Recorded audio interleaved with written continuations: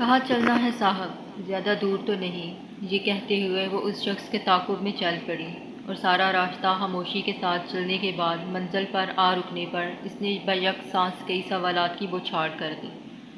یہ جگہ محفوظ تو ہے، جہاں کسی کا گزر تو نہیں زیادہ، پولیس وغیرہ تو نہیں کہیں آس پاس وغیرہ وغیرہ۔ منظر تو ان باتوں کا عادی تھا، اس کو کیا فرق پڑتا تھا، بیٹھا رہا اور اتنے سب سوالات کا ایک ہی بار نفی میں سر ہلا کر جواب دے ڈالا۔ تم لوگ بھی تو ان سب چیزوں کی عادی ہو، پھر بار بار یہی سوالات، جیسے بالکل انجان ہو۔ آخر کیوں؟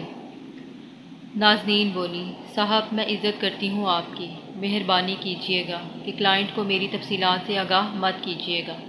میں بہت مجبور ہوں، آپ کو اللہ نے وسیلہ بنایا ہے میرا، بس یہی وسیلہ کافی ہے۔ آج منظر کا دل ہی کچھ عجیب سا تھا۔ نازنین کی باتیں قیامت ڈھا رہی تھیں اور منظر اس قیامت کی زد میں تھا۔ اس کا دل پگھلتا ہی چلا جا رہا تھا، اور اس نے اپنے دل کی سن کر آخر نازنین سے کہہ ہی ڈالا کہ وہ اسے اپنا سمجھ کر سب کچھ شیئر کر سکتی ہے، یہ جانتے ہوئے کہ وہ برائے نام مگر طوائف تو ہے، اور اس کے پیشے کے حوالے سے معاشرہ کن کن دو روح خیالات کا عکاس ہے۔ چہرے سے نقاب اٹھائے بغیر وہ گویا ہوئی، منظر صاحب، میرے 3 بچے ہیں، یہ بہت چھوٹے تھے جب ان کا باپ دنیا سے چلا گیا۔ میرے سر سے چھت چھین گئی جب مالک مکان نے کہا کہ یہاں رہنا ہے تو مجھے دن رات خوش رکھو، ورنہ ابھی کے ابھی نکل لو، یہاں فالتو لوگوں کے رہنے کی جگہ نہیں۔ نازنین، میں آج صرف تمہاری باتیں سننے آیا ہوں اور بس۔ وہ مزید بولی، آخر یہ معاشرہ مجھ جیسیوں کو بچوں کے ساتھ قبول کیوں نہیں کرتا؟ میرا سوال تو صرف آپ شریفوں سے ہے، اپنے جیسیوں کے دلالوں سے نہیں۔ اس کے سوال نے منظر کے دل پر پتھروں کی جیسے بوچھاڑ کر دی ہو۔ اس کے پاس کوئی جواب نہ تھا۔ کہنے لگی کہ ماں باپ کے گھر پہنچی تو بھائیوں کے آگے مجبور، باپ کچھ نہ کر سکا سوائے کچھ ادھورے دلاسے دینے کے۔ بھائیوں کو بھی بہت واسطے دیے کہ میں تم لوگوں کی ملازمت کرتی رہوں گی تمام عمر، مگر وہ بھی قابل قبول نہیں تھا۔ معمولی سی ملازمت کرنے کے لیے نکلی ایک اسکول میں، مل تو گئی مگر وہی چیل کوے اور مگر مچھ کی پرنسپل کی باتیں اور حرکتیں، جو کہتا کہ بس مجھے خوش کرو۔ منظر صاحب، کیا میرے جیسیوں کو انسان ہونے کا بھی حق حاصل نہیں؟ منظر پر ایک بار پھر اوس گر گئی ہو جیسے۔ وہ اداس سا ہو گیا، اس کے ذہن میں اس وقت اپنی متعلقہ بہن کا خیال سرایت کرنے لگا، جس کو دینے کے لیے اس بھائی کے پاس ایک دلاسا تک نہ تھا۔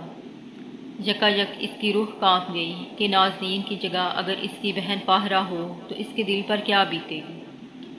ایک دم ہی اٹھ کھڑا ہوا اور بھاگتے بھاگتے پیچھے مڑ کر صرف اتنا کہہ سکا کہ کل ملوں گا، ضرور آنا۔ گھر پہنچ کر سانس جو برابر بھی نہیں تھا، پانی پی کر کچھ درست کرنے کی کوشش کی۔ پاہرہ حلق سے نکلتی مدھم جیسی آواز جیسے ساتھ نہ دیا، اور پھر لگا اس کو گھر میں تلاش کرنے۔ اچانک دروازہ کھلا اور پاہرہ داخل ہوئی۔ کہاں تھی تم؟ منظر چلایا۔ بھائی میں تو صرف ساتھ والوں کی طرف گئی تھی، سہیلی کو اپنا سی وی دینے۔ نہیں میری بہن، تم کیوں سی وی دو گی؟ تمہارا بھائی زندہ ہے ابھی۔ اور یہ کہہ کر پاہرہ کو گلے لگا کر پھوٹ پھوٹ کر رونے لگا۔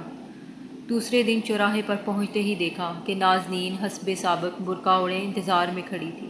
چلیے صاحب، کہاں چلنا ہے؟ زیادہ دور تو نہیں؟ منظر گرا ہوا تھا، وہ مشکل بول سکا، ہاں نازنین، بہت دور۔ کہنے لگی، کتنی دور صاحب؟ بچے پھر بھوک سے بلکنے لگتے ہیں، اس لیے دور تک نہیں جا سکتی، ورنہ رزق جیسی اعلیٰ نعمت کو کون ٹھکرائے۔ ہاں نازنین، اس نعمت کو نہ ٹھکرانا۔ منظر بولا، میرے گھر چلو، میں تم سے نکاح کروں گا، بچوں کو سرپرستی دوں گا، ان کو اپنا نام دوں گا۔ یکدم نازنین کے قدم جیسے رکتے گئے ہوں۔ میں اور آپ؟ ہاں نازنین، میں تم سے وعدہ کرتا ہوں، تمہیں کم صحیح لیکن عزت کی روٹی دوں گا۔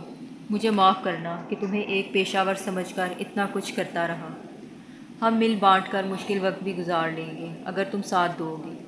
چند لمحے سوچ میں ڈوبنے رہنے کے بعد نازنین آنکھوں میں آنسو اور دل میں خدا کا شکر لیے اس کے ساتھ چل دی۔ معاشرے میں ایسی کتنی ہی نازنین ہیں، جیسی خواتین ہیں جو اس معاشرے میں موجود ان مردوں کی مدد کے انتظار میں ہیں جو ان کے مقدس رشتے ہیں، مگر روز اس انتظار میں ناپاک لوگوں کی بھیڑ چڑھتی ہیں۔ خدا را مرد کچھ احساس کریں کہ ان کا یہ معاشرہ اگر صرف ان کا ہے تو ان پر بہت بڑی ذمہ داری عائد ہوتی ہے کہ عورتوں کو جیسے مرضی روپ میں لیکن عزت دیں۔